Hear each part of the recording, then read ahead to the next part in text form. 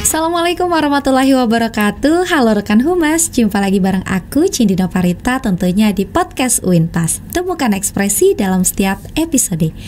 Baiklah rekan Humas, kali ini aku kedatangan bintang tamu yang luar biasa lagi. Karena biasanya memang yang datang ke podcast UINPAS ini orang-orang yang luar biasa, orang-orang yang berprestasi, dan orang-orang yang cemerlang di bidangnya.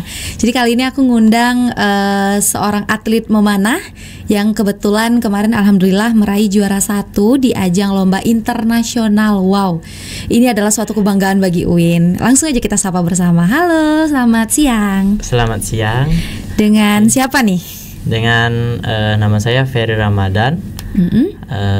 Untuk asal ya asli orang Bengkulu. Ferry Ramadan pasti lahirnya bulan Ramadan. Enggak juga. Oh, enggak. Kok juga. bisa? Kan biasanya Ramadan itu identik dengan yang lahir di bulan Ramadan. Kurang tahu juga sih karena apa kayak gitu kan. Tahu dikasih namanya Ferry Ramadan, tapi gitu. Untuk lahirnya itu bukan di bulan Ramadan. Oh, bukan di bulan Ramadan. Wow. Unik sekali. Jadi aku sempat baca beberapa CV-nya Ferry. Bukan CV sih, kayak prestasinya Ferry. Jadi Ferry ini memang seorang atlet memanah, betul ya? Iya. Betul. Jadi rekan Humas, Ferry ini memang aktif di bidang memanah, dan kebetulan kemarin ikut event lomba apa? Seiba Internasional. Iya. Seiba Internasional di Padang ya. Iya. Dan alhamdulillah juara 1. Boleh diceritain nggak gimana pengalamannya selama lomba di Padang? Untuk pengalaman lomba di Padang ya menyenangkan sih kayak gitu kan. Bisa bertemu dengan kawan-kawan yang sama-sama dari PT KIN, dari khususnya ya dari Indonesia sendiri, terus PT KIN dari luar Indonesia kayak gitu kan. Oh, ada yang dari luar juga kan? Iya, ada. Dari seperti mana tuh? Kayak dari Malaysia. Wow. Terus Thailand, Kamboja ada kemarin tuh. Oh, berarti persaingannya ketat ya, Fer? Lumayan. Berapa peserta itu? Jangan-jangan cuma 3? Yang ini panahan kemarin. Kalau untuk panahan kemarin sekitar kalau yang putra 14 atau berapa peserta. kemarin? Ya, sekitar 14 orang. Kalau yang putri lebih banyak deh, sekitar 15 atau 16 orang. Tapi yang putri kita menang juga ya? Iya, kalau yang putri alhamdulillah juara 3 kalau yang putri. Nah, memang satu paket berbakat. Iya, alhamdulillah. Ferry ini masih kuliah di semester berapa? Kalau untuk kuliah sekarang masih di semester 5 di Prodi Pendidikan Bahasa Arab. Wow, anak bahasa Arab. Bisa ngomong bahasa Arab? Perkenalan? Belum. Masih, gimana nih? Masih proses belajar nih. Oke, kita nggak bahas itu ya. Kita bahas tentang prestasi Ferry yang udah membawa nama UINPAS ke ajang internasional. Loh, itu satu kebanggaan ya bagi UIN. Jadi seperti apa ya, nama UIN ini yang memang sudah terkenal gitu ya. Jadi lebih terkenal lagi karena banyak mahasiswanya yang berprestasi gitu. Oke, kalau boleh tahu Ferry itu memang hobi kah atau iseng? Awalnya gimana? Boleh diceritain?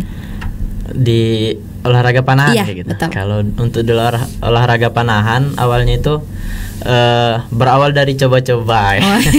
Ini nanti dikasih efek blur nih. Awalnya coba-coba. Jadi diawali dengan coba-coba kan, akhirnya karena ada dukungan dari ustadz lah kayak gitu kan, dari pondok waktu itu. Jadi mungkin karena ustadz udah menganggapnya seperti ada bakat di panahan, jadi ustadz ini kayak memfasilitasi dalam panahan ini. Akhirnya ya digauli panahan kayak gitu kan, digauli. Jadi semakin kesini semakin dijadikan sebagai hobi kayak gitu kan. Udah dijadikan sebagai hobi, terus lanjut barangnya itu ya hobi. Kalau berhenti batas hobi ya ngapain kayak gitu kan. Jadi dilanjutkan sebagai bisa dianggap sebagai untuk nyari uang belanja kayak gitu. Oke. Jadi dari hobi itu kita bisa menghasilkan pundi-pundi rupiah. Iya. Jadi gitu. Oh, awalnya memang dari SMA. Iya, dari SMA Hidayatullah. Hobi memanah itu. Dari SMP malah. Oh, dari SMP. Wow. Dari SMP juga pernah ikut ajang lomba gitu. Kalau SMP ya pernah. Di waktu itu pernah pertama kali ikut tuh di Curup, di Stadion Airbang kalau salah. Oh, masih ingat SMP itu. Di SMP, kelas 3 SMP. Wow. luar biasa sekali ya. Menurut aku nih ya, orang yang susah fokus ketika kita memilih olahraga panahan itu agak sedikit sulit ya. Betul nggak sih kalau kita memanah itu harus fokus? Ya harus fokus ya. Di panahan juga lebih ke melatih fokus, melatih kondisi hati kayak gitu kan. Jadi fokus dengan mood itu sangat berpengaruh di panahan gitu. Harus balance. Pernah nggak sih Ferry merasakan ketika mood sedang buruk tapi tetap diharuskan lomba gitu misalnya? Pernah sih. Pernah ya? Pernah, pasti karena suasana hati kita tuh nggak selalu bagus. Pasti ada yang namanya kita bad mood. Iya kan, walaupun laki-laki juga ada bad moodnya kan. Ada. Itu gimana cara Ferry mengatasinya? Untuk cara mengatasinya itu lebih ke fokuskan lagi ke apa tujuan yang harus kita gapai dengan perlombaan tersebut kayak gitu. Terus mencari motivasi lagi lah, bagaimana apa yang menyebabkan kita bad mood, jadi harus disingkirkan dengan apa yang menjadi motivasi terbaik kita. Oke, jadi kita harus pandai-pandai lah mengatur mood sendiri. Tapi gimana nih, misalnya kita kan memang benar-benar nggak mood gitu. Kayak menurut Ferry lebih baik kita menghindari kah atau gimana? Kalau untuk memang benar-benar nggak mood, lebih baik dicoba aja dulu kayak gitu. Walaupun memang dari hati kita udah nggak nyaman kayak gitu kan, tapi kita udah merasa kayak udah nggak mungkin nih kayak gitu kan. Tapi nggak apa-apa dicoba terus, walaupun posisi hati memang kurang baik kayak gitu kan. Karena kita nggak tahu, mungkin kita memang posisi hatinya kurang baik, mungkin orang lain lawan kita lebih nggak baik lagi dari kita kayak gitu. Nah, jadi tetap dicoba aja walaupun kondisi hati itu memang belum bersahabat, belum stabil gitu. Belum stabil. Karena iya ya, kita tuh harus menerapkan pikiran kayak yang punya bad mood tuh bukan cuma aku, orang lain mungkin lebih dari itu gitu ya. Tapi dia bisa perform dengan maksimal gitu. Nah, Ferry ini latihannya ada latihan khusus kah, kayak seminggu 3 kali atau otodidak aja atau sesuai mood atau kapan maunya aja sih? Kalau untuk latihan itu kami kan ada komunitas, ada klub panahan yang memang udah resmi di Perpani Provinsi. Jadi kami itu punya klub namanya Komunitas Panahan Bengkulu. Jadi disingkat KPB kayak gitu kan. Untuk kegiatan latihan itu biasanya di Jumat, Sabtu dan Minggu, di setiap sore kayak gitu. Sore, Sabtu dan teratur Minggu. Setiap minggu. Terus itu kalau untuk di hari-hari biasa itu di Jumat, Sabtu, Minggu. Tapi jika ada event lomba kayak gitu kan, itu hampir bisa setiap sore kami latihan. Oh, berarti maksud aku nih kan, ketika kita udah sering ikut lomba, kita masih harus tetap terus latihan gitu. Walaupun kita udah tahu nih manahnya udah tepat sasaran, udah yang paling di tengah deh gitu, tapi kita masih harus tetap latihan ya. Masih, karena di panahan ini ada salah satunya itu seperti apa namanya tuh? Apa tuh? Konsistensi gitu kan. Jadi dengan kurangnya latihan, konsistensinya bakal berkurang. Menurun. Menurun. Jadi dengan berhenti latihan dalam waktu 2 minggu atau 1 bulan, itu udah bagaikan kita latihan dari awal kembali. Mengulang lagi. Teknik-teknik dasar mungkin yang Ferry bisa bagikan untuk rekan humas. Siapa tahu nih dari tayangan ini rekan humas tertarik, aku mau deh kayaknya bareng Bang Ferry gitu. Oke, untuk teknik dasar itu dia itu ada gimana ya? Alatnya nggak ada, jadi agak susah menjelaskan gitu kan. Jadi untuk pegangan itu ada bagian grip itu kan. Jadi dipegang itu tanpa digenggam. Jadi nggak perlu digenggam, posisi tangannya dirilekskan aja. Untuk tangan kiri itu tangan kanan itu gunakan 3 jari untuk di bagian tali atau bagian string. Oh, tadi harusnya Ferry bawa ya panahnya. Terus taktik khusus mungkin, ini rahasia Ferry ya? Enggak juga. Enggak ya? Siapa tahu mau dibagi-bagiin ke rekan humas yang sedang nonton. Boleh. Kalau taktik khusus sih kayaknya nggak ada. Nggak ada ya? Nggak ada emang khusus. Seperti itu prosedurnya gitu. Nah, Ferry udah menangin event apa aja nih? Kalau event ya lumayan banyak. Ada di waktu itu pernah menang di ini lomba di Ikro yang sering tuh, SMA Ikro yang sering adakan. Itu pernah juga dia ngadakan tingkat provinsi, terus pernah juga ngadakan tuh udah tingkat nasional di SMA IT Ikro. Nah, itu yang sering tuh di sana. Terus juga ada pernah di kejuaraan daerah kayak gitu kan, piala provinsi, piala gubernur, piala wali kota itu sering juga. Oh, memang banyak lombanya ya. Makanya Ferry juga suka. Kemarin untuk lomba yang di Padang itu dapat infonya dari mana? Kalau untuk lomba yang di Padang itu dapat infonya dari yang pertama itu dari delegasi putri. Oh, dari yang menang itu juga ya. Dari yang putri, kemudian lanjut ke dari apa namanya itu? Dari Warek 3. Asisten Warek 3. Jadi dari asisten Warek 3 nyampaikan kalau ada lomba panahan kan. Jadi sempat sebelum event Seiba Internasional ini ada lomba PKM yang di Jambi itu. Jadi waktu itu kami sudah seleksi, ada beberapa orang putra dan beberapa orang putri, jadi kami seleksi. Alhamdulillah kami berdua ini jadi salah satu delegasi. Namun kemarin itu batal diberangkatkan dikarenakan kurangnya peserta dari PT KIN yang lain gitu. Jadi batal diberangkatkan. Jadi waktu Seiba ini kami sampaikan bahwasanya kemarin kami dijanjikan untuk diikutkan event selanjutnya kayak gitu kan. Alhamdulillah di Seiba Internasional panahan juga ada. Jadi sempat barangnya itu nagih lah untuk nagih janji kayak gitu kan. Untuk mengikuti panahan di Seiba Internasional ini.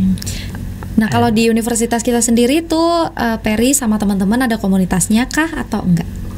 Kalau selama ini belum, tapi alhamdulillah semenjak udah berhasil membawa nama kampus, udah diamanahkan bawa nama kampus di Seiba Internasional, alhamdulillah kami udah diberikan jalan untuk mulai buka komunitas panahan. Nah, sekarang kami udah mulai buka grup untuk mulai bergerak di bidang panahan di dalam kampus kayak gitu.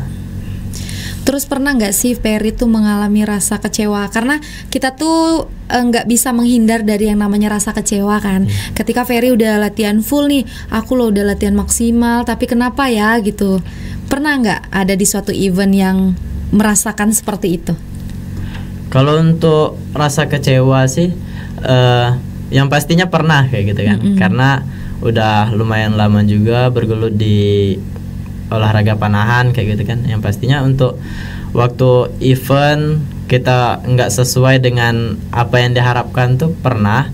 Karena yang pastinya nggak semua event kita pasti dalam keadaan fit kayak gitu kan. Juga sih. Terus dalam kondisi hati yang baik juga, dalam kondisi mood yang baik juga kan.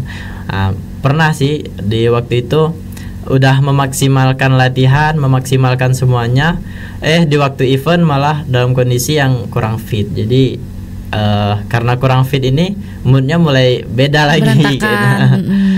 Jadi mulai kacau kayak gitu ya. Oke, jadi pernah merasakan kekecewaan itu ya. Karena menurut aku nih, setiap orang yang pernah ikut lomba dan merasa sudah latihan dengan maksimal, terus ketika hasilnya tidak sesuai, pasti ada rasa kekecewaan. Pasti, tapi Perry lebih sering menang ya. Enggak, alhamdulillahnya ada. Harusnya sering menang. Aku tadi sempat tanya-tanya juga sama Perry, ternyata Perry ini juga buka kelas, mengajar juga ya, mengajar panahan. Nah, itu gimana ceritanya? Sebelumnya kami punya ketua komunitas panahan di Bengkulu kayak gitu kan. Jadi beliau ini udah ngajar duluan kayak gitu, ngajar di ekskul sekolah gitu kan. Nah, setelah kemarin saya diamanahkan untuk mewakili komunitas untuk mengikuti pelatihan pelatih kayak gitu kan. Nah, setelah itu saya diamanahkan untuk ngajar ekskul di sekolah SDIT Generasi Rabani. Nah, setelah itu ya mulai dari SDIT Generasi Rabani, kemudian ada tawaran lagi diamanahkan untuk ngajar di SMP IT Al Azhar. Kemudian juga diamanahkan untuk ngajar di SD Hidayatullah Bumi Ayu kayak gitu. Oh, jadi banyak ya? Lumayan ada. Alhamdulillah. Alhamdulillah. Aku tuh masih bingung sih, Fer, gimana? Karena kan aku nggak pernah ya berkecimpung di dunia yang seperti itu. Karena aku olahraganya paling cuman sekedar badminton atau jogging, dan itu pun jarang. Nah, sistem penilaian sendiri dari pemanahan itu gimana? Untuk sistem penilaian dari panahan itu, jadi ada itu yang namanya face target. Face target itu kan target yang kita di tengah itu tembak. Ya? Jadi di situ ada lingkaran, ada beberapa lingkaran. Jadi di setiap lingkarannya itu ada nilai. Mulai dari yang paling kecil itu nilai X, terus nilai 10, 9, 8, 7, 6, 5 terus.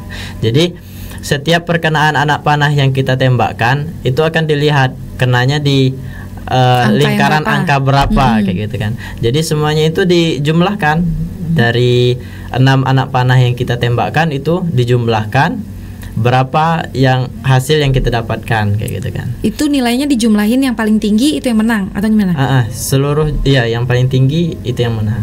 Oh gitu. Karena aku memang bener-bener nggak tahu, cuman sekedar sering ngeliat aja sih. Karena kan kebetulan sering lewati SD Hidayatullah, kan ada di bawahnya itu ya. Aku sering ngeliat itu. Jadi aku kayak penasaran gimana ya cara penilaiannya gitu. Oke, Fer, tentunya sudah sejauh ini nggak luput dari peran orang tua dan dukungan orang tua dong tentunya. Ferry gimana ngomongnya sama orang tua, kayak awal izinnya lah gitu, diizinin atau enggak? Karena kebanyakan orang tua tuh masih awam tentang olahraga itu gitu, pikirannya pasti bahaya gitu. Orang tua sendiri gimana? Untuk awalnya izin dengan orang tua itu sih, sebenarnya awalnya itu belum punya izin dari orang tua, tapi mulai ikut di panahan kayak gitu kan.